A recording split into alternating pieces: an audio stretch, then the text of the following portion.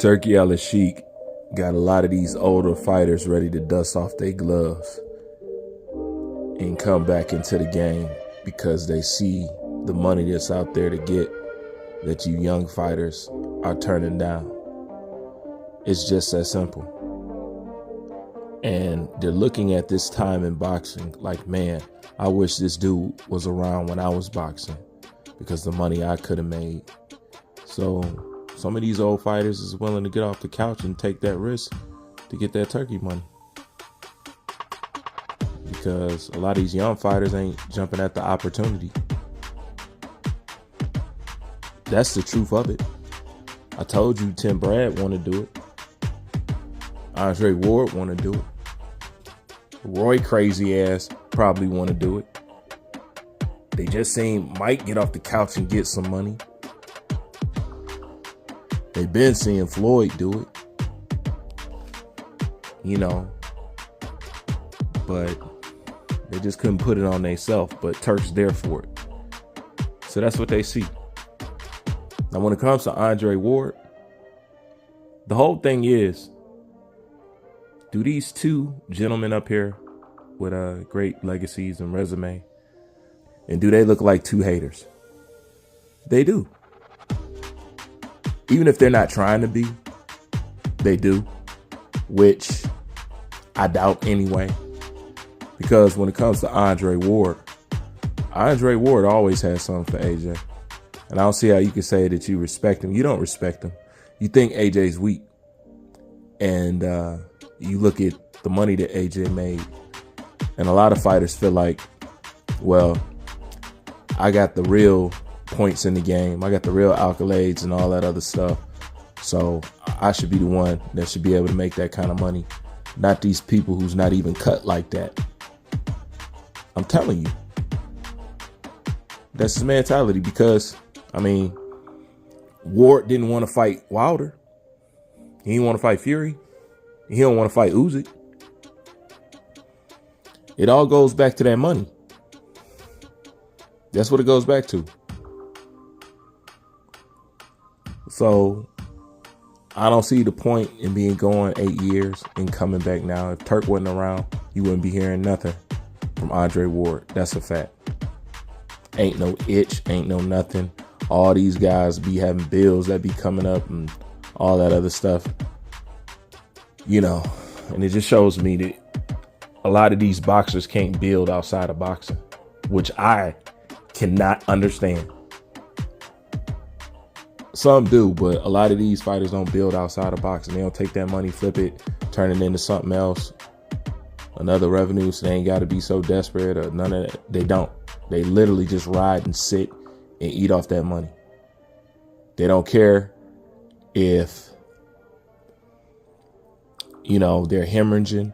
They need to have the same amount or at least more coming in than going out. They don't do that. They just wait till it shrink. Then up, time to get off the couch. Adrian Broner. But Adrian Broner can always come back and get $1 though. As long as he can perform somewhat. You know. And I don't mind Adrian Broner having that privilege. Because when Adrian Broner did fight, he fought everybody. He would fight anybody. But these two guys right here, Roy, as much as I like Roy looked bad. Roy makes himself. Roy's staining his legacy by trying to tear down somebody like Floyd's. Like I said, Floyd is basically Roy Jones. The advanced version, the extended version. You know, he was the first money. You know, so it's a progression. If he think Floyd didn't borrow some stuff from him, he crazy. You know, he helped make the pathway that Floyd took. You know, and what I could say about Floyd and, you know, Sugar is I don't compare people at that time who fought 15, 20 rounds with somebody who fought 12. Sorry. That's a different fight, isn't it? I think it is.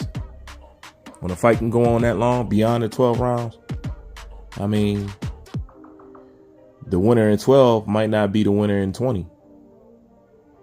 You know what I mean? So, like I said, that's always been unfair. And plus, I don't get this constant need to pounce on legends. You like, to me, how I look at it, you stomp out our entire legacy.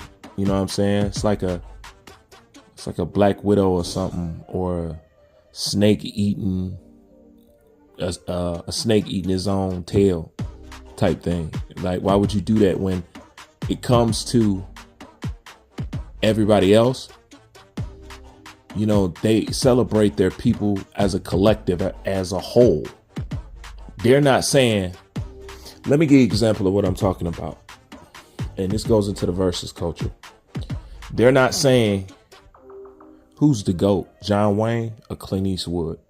I don't know, man. The good, the bad, the ugly. I don't know. Clint, that dude. Yeah, but what for John Wayne, like, basically is the cowboy and stuff. You don't see that. They celebrate both of them. But they ain't asking who's the GOAT between them. That's something urban culture do. And they don't see the problem with that. I do. Oh, who's better than it? Oh, they don't do that. All right? They don't. They don't do Clooney or Brad Pitt. They ain't doing that. Who's the GOAT? Like, come on. That's why when I look at this Clarissa Shields versus Layla Ali, I drop my head. I'm like, why? Like, one helped created the other. And why do y'all need to stomp each other? Like, there ain't, y'all have a shared legacy. Like, do y'all understand what I'm saying?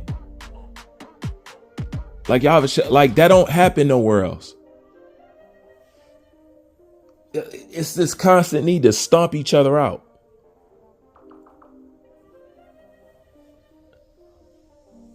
And only us.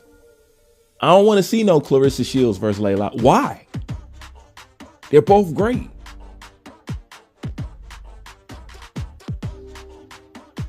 And what Roy talk about Floyd gonna be Floyd. And Floyd gonna feel how Floyd want to feel.